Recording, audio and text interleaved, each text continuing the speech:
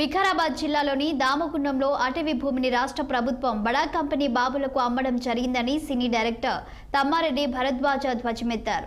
2900 ఎకరాల దట్టమైన అటవీ భూమిని అమ్మడం జరిగిందని మండిపడ్డారు.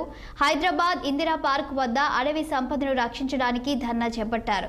వికారాబాద్లో పుట్టిన మూసీ నది పరివాహకం పక్కన దట్టమైన అటవీ ప్రాంతాన్ని గతంలో కేసీఆర్, ఇప్పుడు సీఎం రేవంత్ ప్రభుత్వం కారిడార్కు వత్తాసు పలికి అనుమతినివ్వడం దారుణమని వ్యాఖ్యానించారు. ఇప్పటికైనా రాష్ట్ర ప్రభుత్వం అనుమతిని నిరాకరించాలని, ప్రజలకు ఆక్సిజన్ ఇచ్చే అడవి సంపదను కాపాడాలని కోరారు. లేని పక్షంలో రాష్ట్రానికి గాని కేంద్ర ప్రభుత్వానికి కూడా విన్నవించి పెద్ద ఎత్తున ధర్నాలు చేపడతామని సినీ డైరెక్టర్ తమ్మారెడ్డి భరద్వాజ హెచ్చరించారు.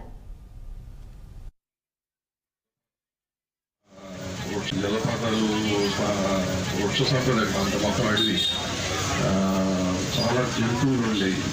వేటకి వెళ్ళేవారు. మా దగ్గర నవాబులు ఉండేవారు. నేర్పించేవాళ్ళు 5 నవాబులు ఉండేవారు. 2 నవాబులతో వేటకి వెళ్తే మేము చిన్నపిల్లలు వాళ్ళు వెనకాల వెళ్తూ ఉండేవారు. అటువంటి అడవి ఇవాళ భయంకరమైన కాంక్రీట్ జంగల్ అయిపోయింది. ఇక్కడ ఇప్పుడు అక్కడి నుంచి ఇప్పుడు మోకిలా షిఫ్ట్ అయినా మోకిలా దాకా అడవి ఉండేది. మోకిలా దాకా ఇప్పుడు మొత్తం ఇల్లు వచ్చేసి. సో దాని రిజల్టే లాస్ట్ 10 years నుంచి చూస్తున్నాం. ఎక్కడికి వెళ్తే అక్కడ వరదలు వచ్చినప్పుడల్లా ఏమైపోతుంది ఏంటి అనేది చూసాం. మన చెరువులు ఏమైపోయింది, మన ఏమైపోయింది, ప్రకృతి ఏమైపోయింది, మంచి గాలి ఏమైపోయింది, ఈ కలుషితం ఎందుకు అవుతుంది, ఇవన్నీ మాట్లాడుకుంటూ పోతుంటే చాలా అవుతుంది. సో ఇవాళ సరే అయిపోయింది పోనీలే అనుకుంటే ఇవాళ 12 లక్షల చెట్లు, 12 లక్షలు నాకు చెట్లు. ఇప్పుడు 12 లక్షలు అంటే ఎట్లా లెక్క వచ్చిందని తులసిని అడిగాను. వాళ్ళు 12 లక్షలు నాటుతా ఉన్నారంటే 12 కొట్టినట్టే కదా సార్ ఉంది.